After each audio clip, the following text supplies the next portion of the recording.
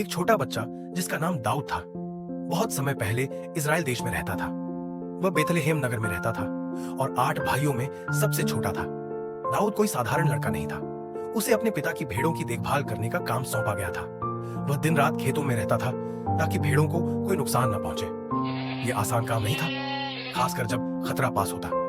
शेर और भालू अक्सर भेड़ों पर हमला करते, लेकिन दाऊद निडर था। उसने केवल अपनी लाठी और गोफन से उन्हें भगा दिया और अपनी भेड़ों की रक्षा की। जब दाऊद भेड़ों के बीच नहीं होता तो उसे अपनी वीणा बजाने में आनंद आता था।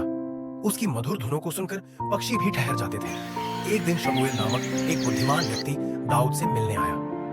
परमेश्वर ने शमूएल को बताया था कि दाऊद भविष्य में इजराइल का राजा बनेगा। इसीलिए शमूएल ने दाऊद का अभिषेक किया और उसे इस महत्वपूर्ण भूमिका के लिए चुना। इसी बीच पास की एक घाटी में एक बड़ी समस्या खड़ी हो रही थी। इजराइलियों और उनके शत्रु फलिश्तियों के बीच युद्ध की तैयारी हो रही थी। फलिश्तियों के पास गोलियत नाम का एक विशाल योद्धा था। वह किसी भी व्यक्ति से लंबा और भालू से भी अधिक शक्तिशाली था। हर दिन गोलियत इजराइलियों को चुनौती देता कि वे उसके खिलाफ एक योद्धा भेजें, लेकिन सभी भयभीत थे। एक दिन दाऊद अपने भाइयों के लिए भोजन लेकर सेना के शिविर में पहुंचा। वहां का दृश्य देखकर वह चौंक गया कि हर कोई गोलियत से डर रहा था।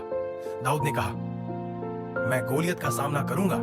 जब मैं अपनी भेड़ों की रक्षा करता था तब परमेश्वर ने मुझे शेरों और भालुओं से बचाया। अब भी वह मेरी रक्षा करेगा। राजा ने दाऊद को अपना कवच दिया, लेकिन वह बहुत भारी था। इसलिए दाऊद ने केवल अपनी गोफन और कुछ पत्थरों का उपयोग करने का फैसला किया। जब गोलियत आगे बढ़ा, दाऊद ने एक पत्थर उठाया, उसे अपनी गोफन में डाला और पूरी ताकत से फेंका। पत्थर हवा में तेजी से उड़ा और सीधे गोलियत के माथे पर लगा। वह तुरंत जमीन पर गिर पड़ा और दाऊद ने विजय प्राप्त की। दाऊद की बहादुरी ने यह साबित कर दिया कि चाहे आप कितने भी छोटे क्यों ना हो, विश्वास और साहस के साथ आप किसी भी बड़े संकट को हरा सकते हैं। और यही छोटा लड़का दाऊद आगे चलकर इजराइल का महान राजा बना।